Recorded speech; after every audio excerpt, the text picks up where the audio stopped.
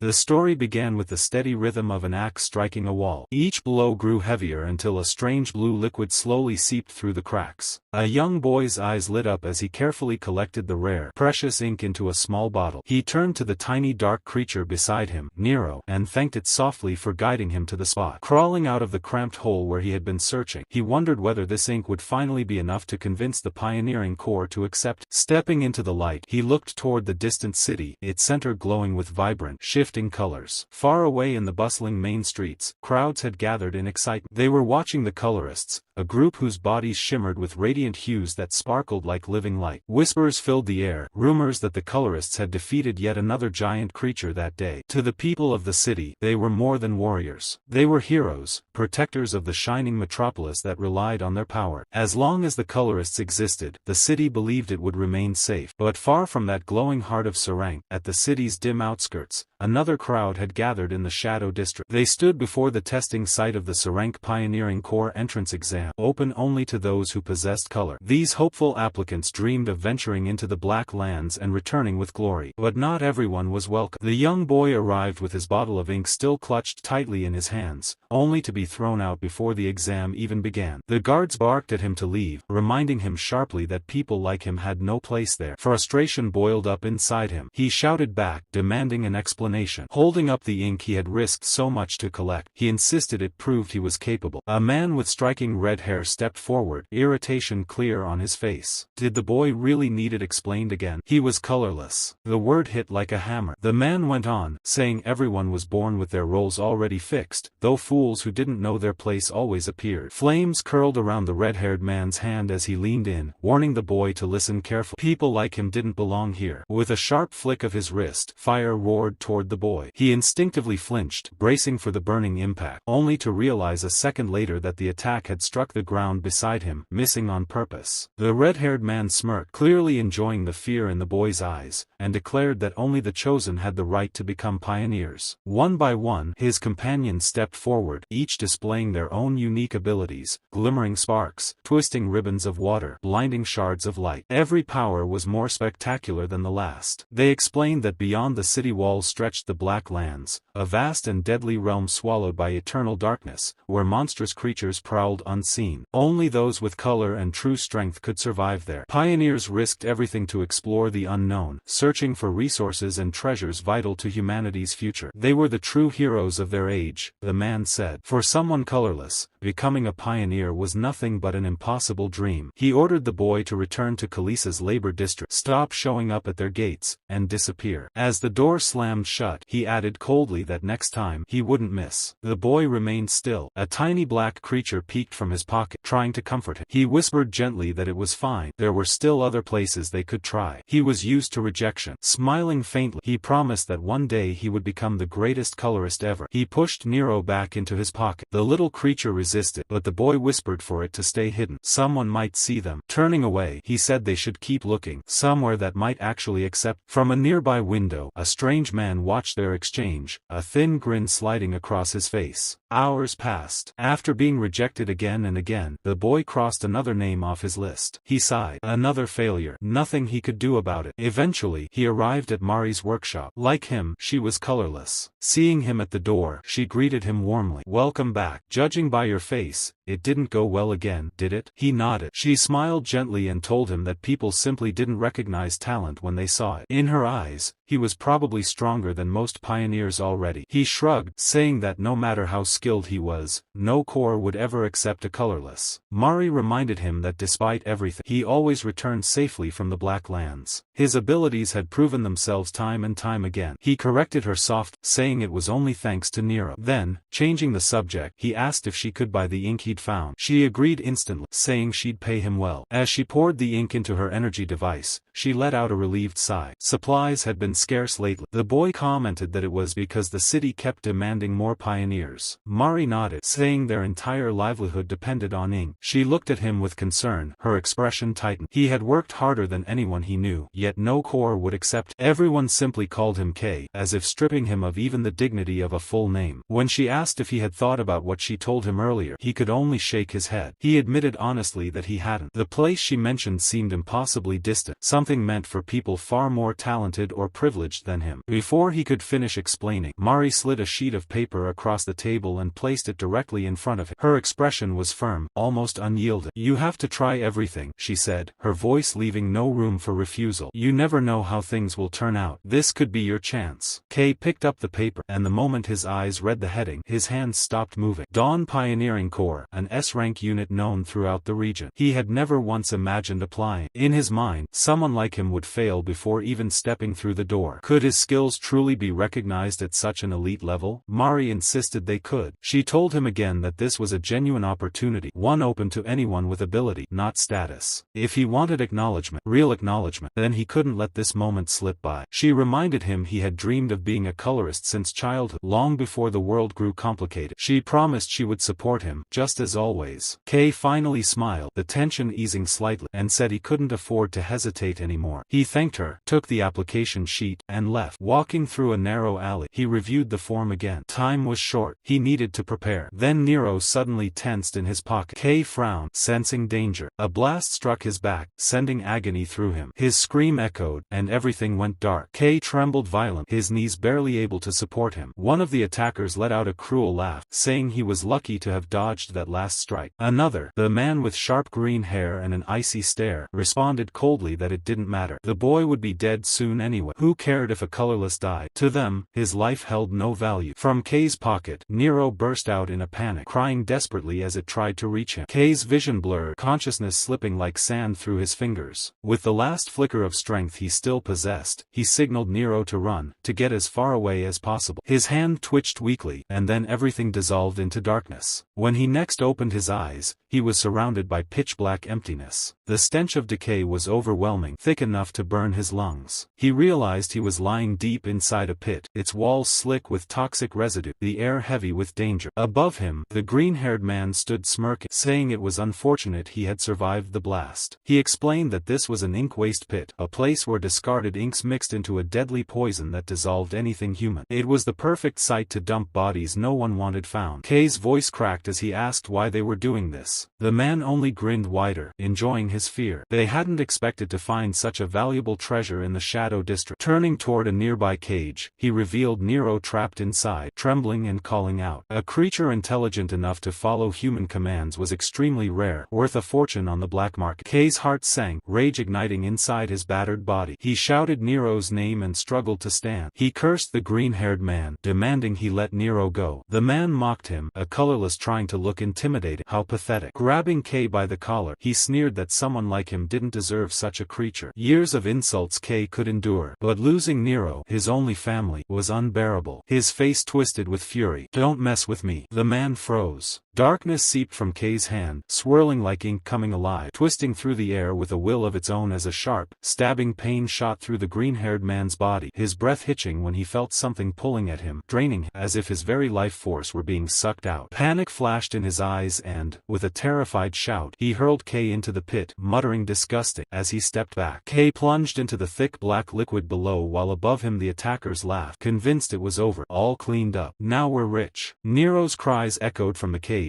weak but desperate, but Kay's body refused to move as the ink dragged him down like chains. Was this really how it ended? After everything, was this his fate? No, he still had a promise. Then a voice echoed inside his mind, cold and distant. Why are you just standing there? Why aren't you doing anything? Will you let it end like this? Save Nero. Take it all in. Don't hesitate. Accept it. Your true color. Now take it back. Black energy surged through him, spiraling upward as it flooded his veins. When he opened his eyes, he was standing in a vast white void. A faint silhouette, a shadow made of light, stood before him. He looked at his hands in disbelief, whispering, "What is this? What's happening?" He realized he was suspended inside the ink, surrounded by endless stillness, his memories beginning to blur, until Nero's cry pierced the silence, louder than before. Lifting his head, he saw them again, the men and Nero trapped in the cage. Determination ignited in his chest. He thrust his arm upward and the pit erupted, ink exploding outward in a violent storm as the men screamed in disbelief, watching the black liquid vanish in an instant. From the depths, something massive began to rise, a form shrouded entirely in darkness. The green haired man stumbled back, face pale with terror. No way, he whispered. This can't be. Then, from the pit, a deep black hand emerged, rising toward them. Meanwhile, the chemical factory had been completely destroyed, reduced to twisted metal and broken concrete. A large crowd had gathered around the ruins, but officers stood in a firm line, keeping everyone from getting too close. Among the onlookers, an old man shouted loudly, insisting he had witnessed everything with his own eyes. One of the officers humored him, notebook in hand, jotting down his words. The old man declared. A huge black hand suddenly appeared. It destroyed this whole place in an instant. The officer nodded politely, replying, yes,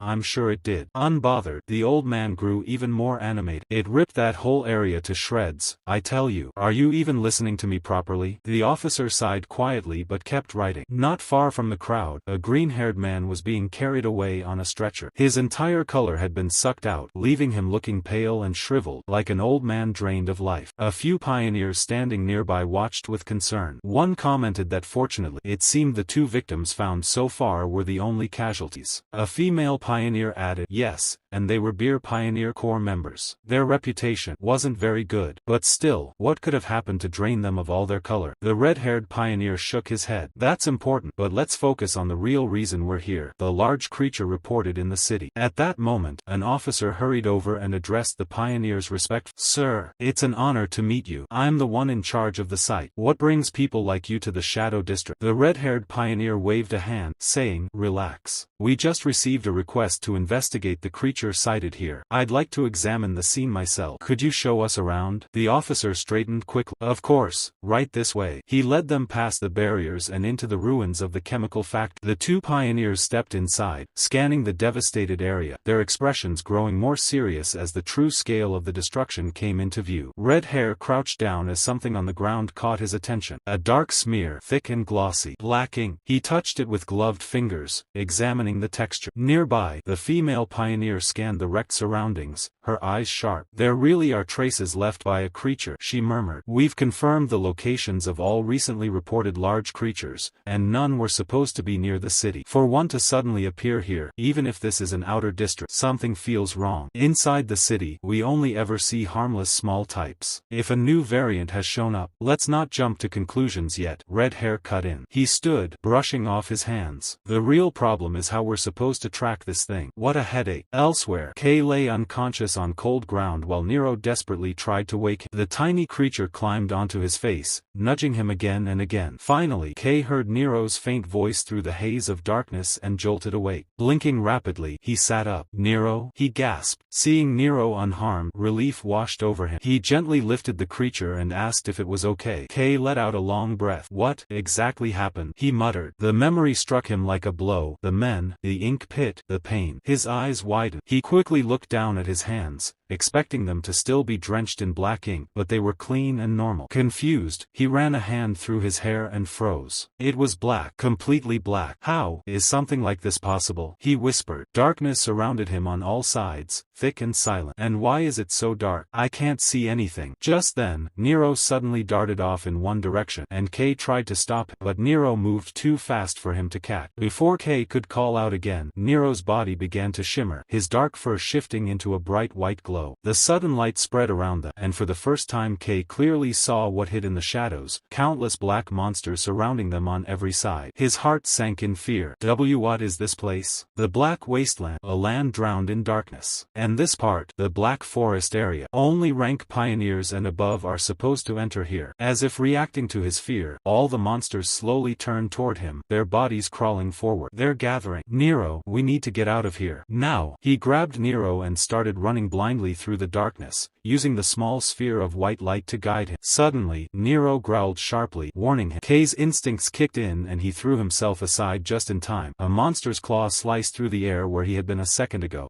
That was way too close. He gasped and thanked Nero before continuing forward, dodging more attacks as the creatures lunged from every direction. Because of Nero's light, Kay could see them well enough to avoid their strikes. Step by step, he pushed through the pitch-black forest, Nero guiding him each time danger appeared. Then, in In the midst of running for his life, Kay felt something strange. What is this feeling? A surge of energy spread through his body, as if black power was gathering deep within his chest. He suddenly realized he wasn't tired, not even after sprinting so long. I ran so far, but I'm not exhausted at all. I'm faster, lighter. My whole body feels overflowing with strength. Before he could understand it, Nero sensed another attack. This time the monster was extremely close, too close to dodge. Kay turned just as the beast opened its massive jaws to swallow him whole. In that instant, he squeezed his eyes shut, fully certain that he was about to die. The monster lunged forward and bit down on Kay's raised arm, its sharp teeth sinking in, yet Kay felt almost nothing. Instead, a strange crack echoed through the forest as the creature's fangs shattered against his skin. Kay stared in disbelief. How could a monster's full-force attack have absolutely no effect on him? The creature, now trembling in fear, scrambled away into the darkness. Kay looked down at his unharmed arm, stunned. I was sure that would have torn my arm off. So this is the power of a color. As he tried to make sense of it, Nero suddenly appeared in front of him, barking urgently as if trying to warn him about something. Before Kay could react, a massive shadow rose behind Nero. A huge monster stepped forward, Cyclops. The beast towered over everything, its single glowing eye fixed on Kay. Kay froze where he stood. His eyes widened, sweat dripping down his forehead as fear spread through his chest. A Cyclops was a predator that only appeared deep inside the black forest. Why was one here? Before he could move, the monster swung its arm, striking Kay with terrifying force. The impact sent him flying across the ground until he skidded to a stop. Nero panicked and ran toward him, terrified something had happened. But Kay slowly sat up. He was completely fine. The Cyclops hit, which should have crushed bones, felt like nothing more than an ant bite. He looked at the monster and smiled. It feels like I can win. At long last, he had obtained the color he had chased for so long. Things will be different now. I don't have to run anymore. He remembered that awakening sensation, the surge of power, and activated it again. Black energy surged through him, coating his entire body, while his